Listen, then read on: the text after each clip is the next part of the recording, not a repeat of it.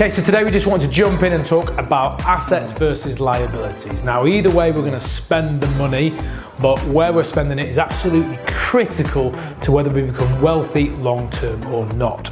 So obviously here at the MPP Group, we massively believe in property as an asset class, but what is an asset? An asset is something that you purchase that puts money in your pocket over time. So you're spending money, putting it into the asset, and the asset is giving you a return, money in your pocket over time. On the other side of the equation, the liability, we're taking that cash and we're putting it in something that is taking money out of our pocket, or certainly not putting it in, but a lot of the liabilities, they actually continuously take money out of your pocket over time. Makes easy sense. The beauty here is the appreciation factor as well. So an asset not only puts money into your pocket, but if you get an appreciating asset like property in the UK, that the capital appreciation starts banging up, as well as the cash flow, the money actually in your pocket. So you get a double bubble and real sort of growth there.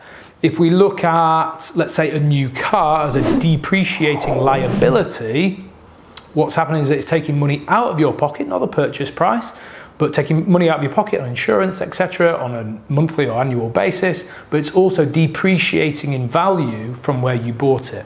I mean, to be honest, the new car scenario is probably one of the most obvious and worst in this situation.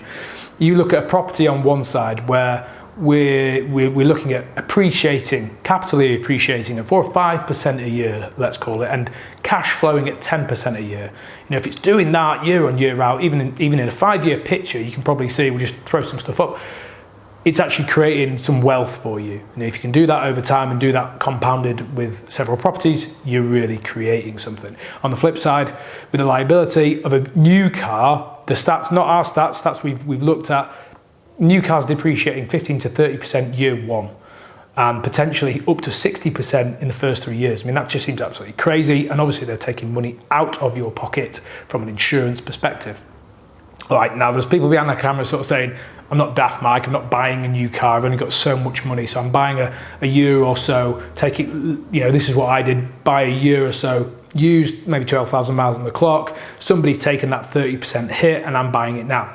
Makes sense, well done you. However, let's see it for what it is. That car is still a liability, it's still depreciating in value, but probably around 5% at least per year, rather than appreciating over on the property side, and it's still taking money out of your pocket on insurance, and when your warranty's over, your MOTs, etc., etc.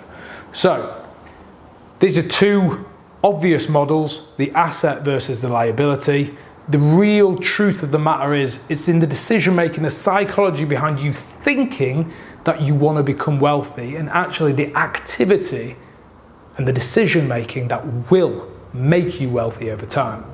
Hopefully there's lots of you that already understood the concept of assets and liabilities. It's a bit of a bugbear of mine that this isn't how we're educated. You know, we're not educated to create wealth and really push forward. But so if this was new to you, then revisit the video and go through it again. I just want to leave you one more thing. You know, you are paid over time for the decisions that you make. It's not just having the knowledge. Those of you who are nodding there, I know, but what action are you taking?